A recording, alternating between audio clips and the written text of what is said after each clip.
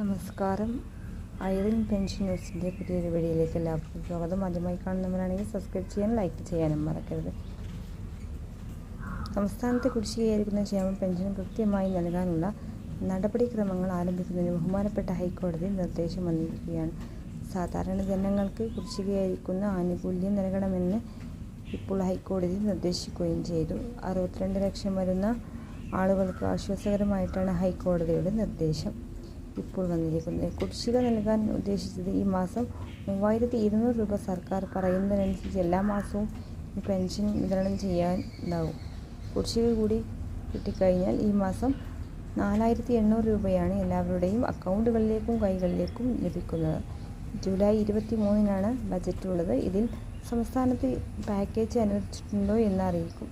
Package ഉണ്ടെങ്കിൽ നിലവിൽ നമുക്ക് ലഭിക്കാനുള്ള ആനുകൂല്യങ്ങൾ വളരെ പെട്ടെന്ന് തന്നെ അക്കൗണ്ടുകളിലേക്കും കൈകളിലേക്കും എത്തുന്നതാണ്.